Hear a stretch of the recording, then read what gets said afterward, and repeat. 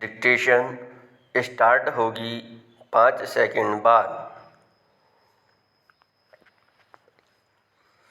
Start.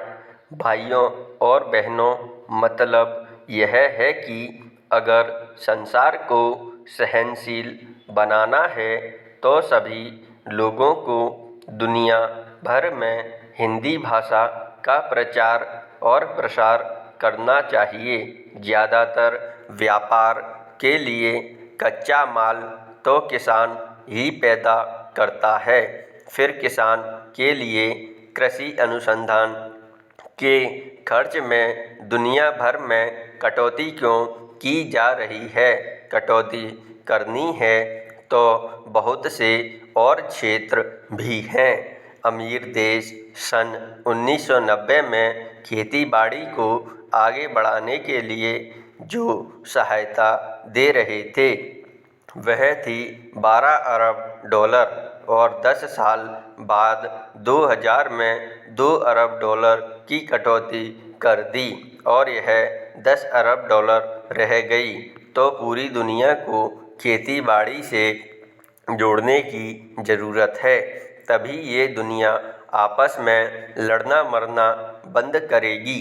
मेरा बस चले तो मैं तो हिमालय की सबसे ऊंची चोटी सागरमाथा, जिसे दुनिया एवरेस्ट कहती है, पर चढ़ूं और पूरे जोर से आवाज़ लगाऊंगी, ए धरती के वासियों, बंदूकें छोड़ो और हल उठाओ।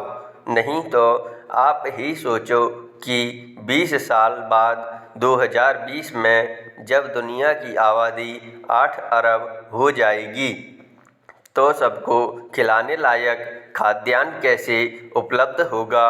उस समय चीन को भी बाहर से गेहूं मंगाना पड़ेगा।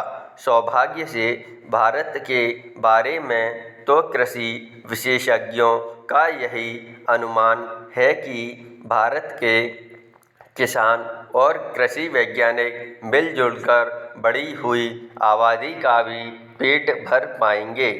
पैरा आज हमारे अन्न भंडार में 3.5 करोड़ टन से ज़्यादा अनाज भरा है।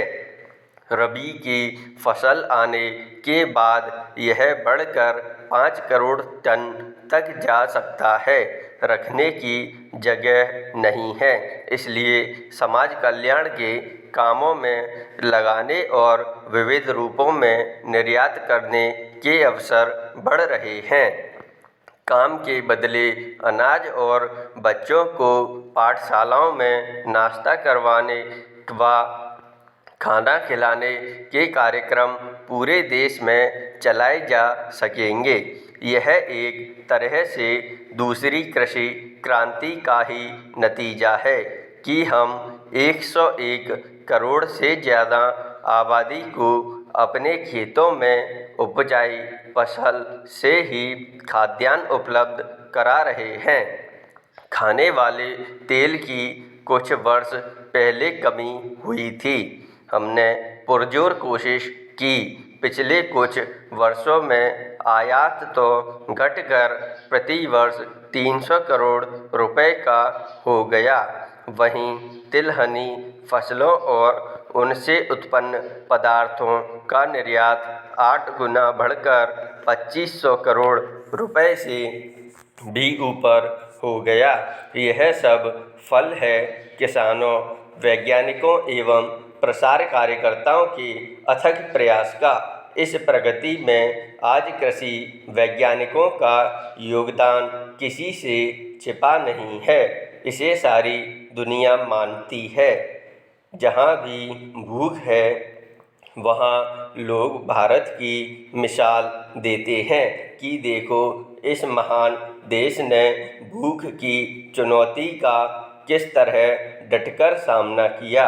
आज जब निर्यात के अवसर खुले हैं, विश्व का परिवेश बदल रहा है, सारी दुनिया के बाजार खुल गए हैं। सौभाग्य से दुनिया में शाकाहार भी बढ़ रहा है। इस समय हमारे विविध व्यंजनों को विश्व बाजार में प्रचलित करने के बड़े मौके हैं। पूर्णराम स्टॉप।